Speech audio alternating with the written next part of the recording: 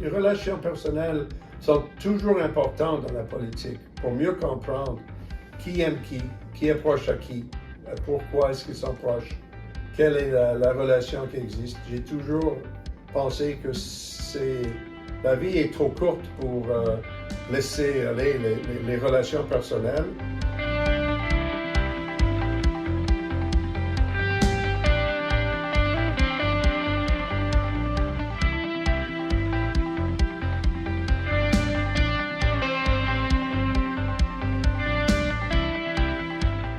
J'étais élu dans le moment où j'étais assez jeune, à ce moment, j'avais 30 ans quand j'étais élu en 78. Et j'étais toujours fasciné par la politique québécoise, qu'est-ce qui arrive, quel est le moment. J'étais dans la foule au moment où le général de Gaulle a déclaré que vive le Québec libre, au moment d'Expo 67, j'étais là, que je me souviens très bien. Et j'étais élu et je suis devenu député juste au moment où la question du Québec dans la fédération était, encore une fois, au centre de nos débats à Ottawa, mais surtout partout, hein, parce que les choses changeaient chaque jour.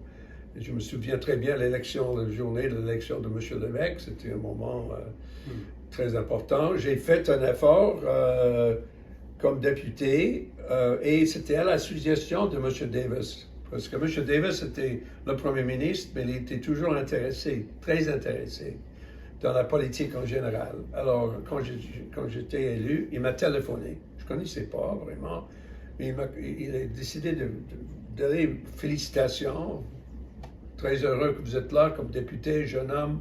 Moi, j'étais jeune à un certain moment, j'étais élu à Queen's Park et j'ai eu des conversations souvent avec lui. Je suis venu à Queen's Park pour le visiter. Et au commencement, il a suggéré très fortement que je prenne le temps d'aller voir M. Lévesque.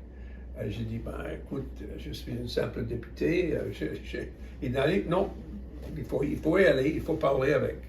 Il faut comprendre, il faut continuer de discuter, de bavarder. Alors, je suis allé au Québec, la ville de Québec, pour rencontrer M. Lévesque. Et puis, il a insisté de bavarder plutôt en anglais qu'en français, ce que j'ai trouvé intéressant. Mais lui, il était fasciné par la politique américaine.